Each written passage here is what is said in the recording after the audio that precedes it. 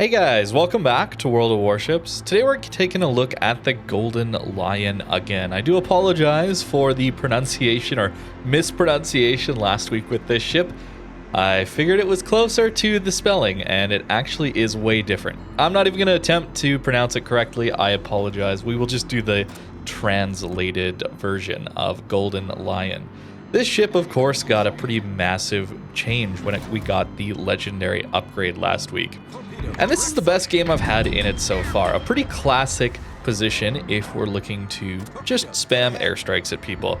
Send it into the middle of the map, and there's an island here. So we're just going to sit on this island and drop a ton of airstrikes on people. This game is not going to go well for our team, but we're going to see if we can bring it back in the mid to late game here.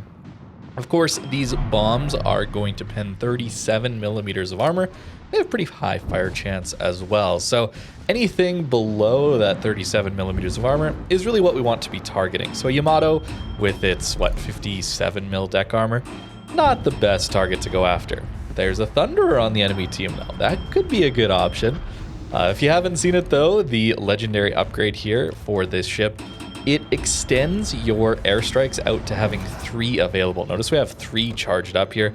Typically with this line, you only get 2 of them, as well as reducing the reload on those airstrikes as well, down to 51 seconds base, rather than, 100 seconds is what this ship comes with stock. So nearly half the reload time when you fully build for it.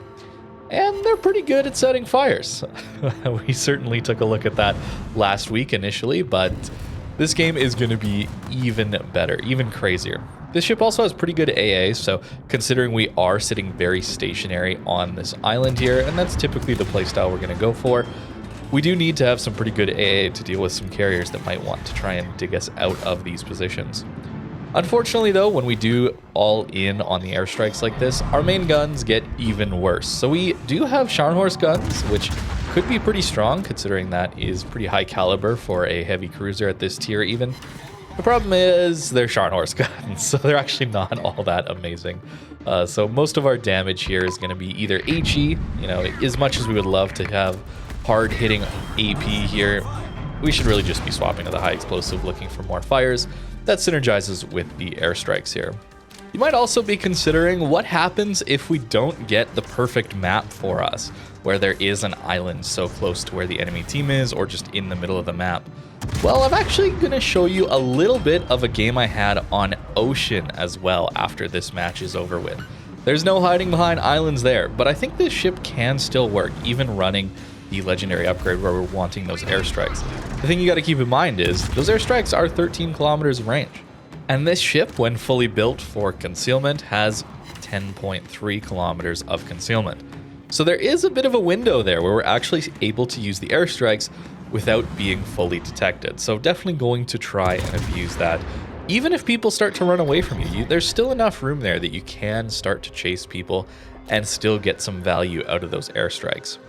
Of course, it is relying on you actually hitting these airstrikes. Having a near 15-second lead time is pretty painful. That's like trying to lead someone in a Vermont at 20, 25 kilometers easily, maybe even further actually. So it's not the easiest thing to hit, but at least you do have a pretty large drop box to go into, so there's a lot of bombs that could potentially hit.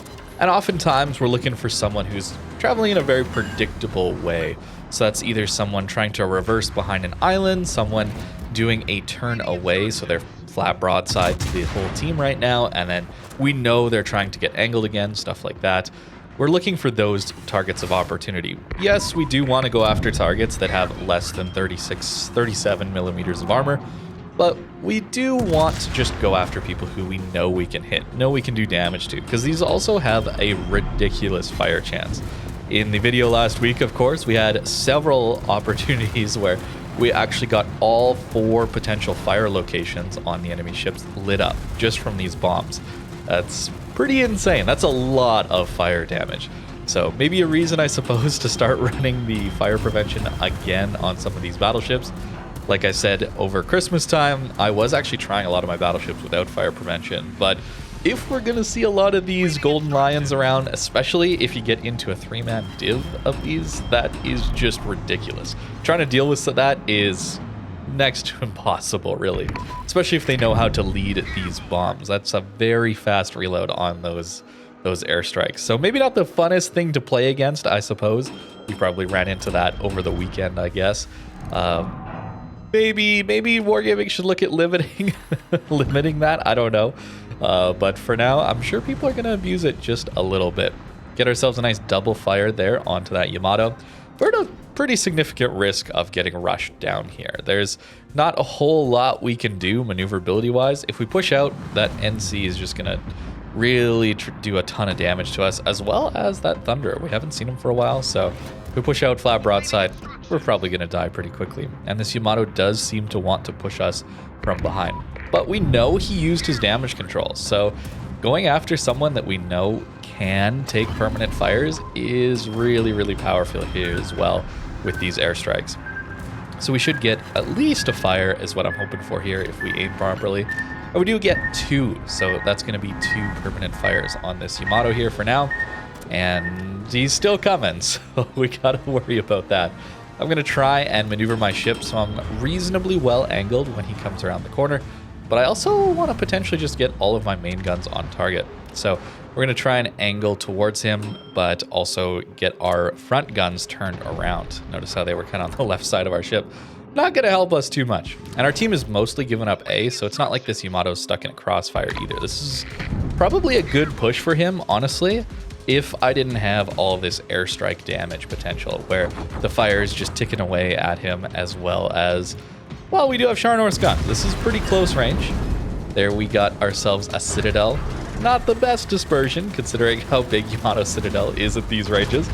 And he gets a pretty decent slap into us. Fortunately, though, we don't die. That's the really important thing here. And our reload is just quick enough to actually finish him off with our back guns only. Didn't even get our front guns onto him. So that's 193,000 damage here. And we got a lot more to go. This Buffalo could rush us. Probably not, though. What I'm really worried about, though, is this Thunderer. The Rhode Island is also taking shots at us, but the Thunderer here, very, very healthy and can do a ton of damage to us. Overmatches us almost everywhere, especially at this angle, and we get very fortunate that he doesn't do too much damage to us there. That could have easily killed us or dropped us low enough that this fire could have ticked out. But Thunderer has 32 mil armor, and that's like a 28,000 damage salvo. That's why you want to fire these airstrikes at people with less than 37 millimeters of armor. Thunderers, Conquerors, just gorgeous. They take so much damage. It's ridiculous. And our heal is back up. The other thing about the Golden Lion is we have the short heal cooldown. So even though we take long duration fires, we have the shorter heal cooldowns like the Ohio might also have. The main guns are just all over the place. They're very RNG dependent, so we are very much reliant on these airstrikes, but he's down to 23,000 HP, which for these bombs could actually finish him off. 242,000 damage now, and a decent hit from our main guns, actually. And look at that. Getting ourselves a fire, and he's going to tick out. That was a very healthy Thunder that we didn't actually have that much help on, I don't think. We're already up to 265,000 damage. It's nearly 100k damage there after that Yamato went down as well. So very, very powerful ship if you decide to rush it. So be very careful rushing this thing if it's going to land those bombs on target. And as far as this legendary upgrade goes, I do think this is one of the must-get legendary upgrades. It really just leans into this particular ship's playstyle even harder. The whole gimmick of this line is these airstrikes, and for the legendary upgrade to just buff the airstrikes is essentially just buffing this ship as far as I'm concerned. The ship is not one that you would really be playing for the main guns, I don't think. They're just not reliable enough. You obviously don't have a radar. You're really just looking to take advantage of these airstrikes over islands, push up to some pretty aggressive positions, island cover, that kind of thing, and then just drop these bombs on people. So unfortunately, if you do have this Golden Lion and no, you don't have the legendary upgrade, I think you're just going to be at a bit of a disadvantage, unfortunately. But For those of you that do have the resources for it, it's a pretty insane legendary upgrade. Definitely one to grind for. Unfortunately, it's not something that you can grind for while playing the specific ship it's for anymore. I kind of missed that, actually, how the original legendary mods were, where you just played with the ship the ledge mod was for, got experience in it, and eventually you would grab that legendary upgrade for the ship you've been playing a bunch. Now it's tied to Research Bureau, which is a little unfortunate. This Worcester I was a little worried about pushing behind us. He was a little bit too late in this one. So we will drop an airstrike on him as well. And I think Napoli secondaries probably just easily take him out, but we'll still drop the airstrike. And notice we've pretty much brought this game back in our team's favor. We were down a ton of ships early on, but fortunately we held our ground here. Perhaps the enemy teams decided to just full send in thinking the game was over and got a little bit careless. That certainly can happen. Already up to 282 now. 3 kills, and we have a broadside carrier. Feels good, man. So we're gonna use that AP and hope to get good salvos, not 3 overpens and a bounce. You can see the pain point of these main guns here on full display. They're not really worth relying on at all. So even though we are losing out on either range or reload on these guns, I don't think that's much of an issue. That really these guns are just okay. They can do decent damage if we get those citadels, as you can see, but they're just not reliable enough, I don't think. This certainly was my highest damage game ever in the Golden Lion. I don't think I've had anything really close to this before, so pretty happy with this game and managed to grab that Lexington as well. Feels good. So 323,000 damage. Nearly even got a Kraken in this one. 4 kills. Just a little bit shy, but I will gladly take all of that damage, especially the airstrike damage. It's just ridiculous what this thing can do. 17 fires. The fire chance is insane as well. Over 3k base damage in this one, and that's not really doing a lot of damage to destroyers or any smaller ships. A lot of that damage is just into battleships, surprisingly. Typically that results in much, much worse base XP. As promised, here is Ocean. This isn't going to be as insane a game, but it is an example of what can happen and what you can do with this ship, even if you don't have the best island cover here. So we still are going to be pushing into these guys because they're on the kiting flank of their on their team, so we do have to push into them, which can make things a little bit trickier. We have less window to drop these airstrikes without being spotted, but we still can make it work. The ship, well, it doesn't have the best armor against 457s. We actually do have decent armor once you go below that on the AP. So against the defense, against the Aegir, against the Kansas, we're reasonably tanky. I still wouldn't want to just straight bow tank these guys and never go dark. We still want to use our concealment. But while they're not looking at us, while they're not paying too much attention to us, it is okay to be spotted here and getting shot at a little bit. Defense, of course, going in a very predictable line to dodge torpedoes. That's a great option for our airstrikes, right? We want to go after people that we can predict, well, 15 seconds of where they're going to be in the future. Going after DDs, very, very difficult to do, and the drop pattern isn't the most accurate either, so it's not like the Tromp where that drop square is so small that if they land in that drop square against DDs, you're going to smash a destroyer. Here, the bombs are spread out enough that they're really meant to go after more capital ships, bigger ships, that kind of thing.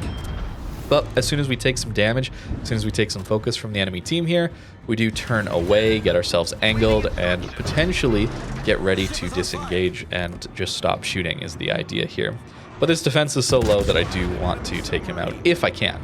Our airstrikes won't have the range, so we will have to rely on those main guns, which are a little unreliable at times, but they can get fires then on their own as well. And that should take out the defense here as well. And then we can decide to just stop shooting, go dark, and then turn back in is the idea.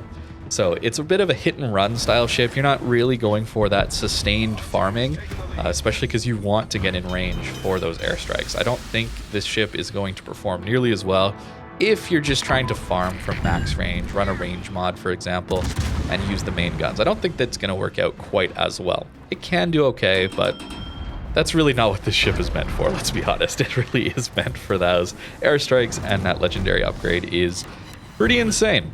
There's a double fire on that Kansas. If he damage controls that, well, we got 2 airstrikes waiting in the wings. That's really the power here as well. Not only is the reload on these airstrikes faster, but if you land one and someone damage controls, you do get that opportunity to slam 2 more airstrikes down at them and get all of those permanent fires on someone.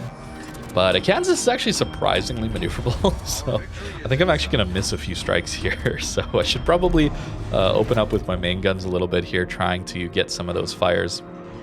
Yeah, as you can see, even though he was in the bottom corner of that box, just totally missed. Sometimes that happens. The AA can shoot down some of your airstrike squadrons, so that does reduce the density of the bombs as well. But we're still dark here. We're just still chasing these guys dark, not getting spotted at all, and just dropping them. And if you get an open map, I think that's probably the playstyle you're going to have to adopt. And it can work okay. This game was a bit of a blowout here, so unfortunately our 4 permanent fires on the Kansas here aren't actually going to count for that much damage, but we still got up to 100k.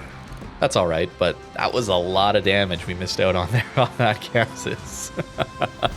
Another poor soul getting lit on 4 permanent fires. It happens surprisingly often with this ship. It's kind of crazy. As for the build here, I have decided to change things up just a little bit. Notice we really aren't going for those main guns at all anymore. So trying to focus more on our AA here. This giving us our consumables back a little quicker is nice, but if you're just sitting on islands and you run up against super carriers, or perhaps you run into other Golden Lions, you do want the AA. You're a very stationary target, and you're a pretty free drop if you're on an island that's pretty tall, right? Considering AA doesn't shoot through mountains anymore. That was a change that happened a long time ago, but it means the bigger the mountain you are next to, the less time you actually have to shoot at some of those bombers that are coming in for you. As always, going with Superintendent Concealment here. This skill in particular, Focus Fire Training, is getting your airstrike armament reload time down by 15%. Special Commander doesn't matter for that. It only affects the priority sector reinforcement, I think. Maybe the damage caused, I'm not sure as well. But the airstrike armament reload is not affected by the Special Commander here.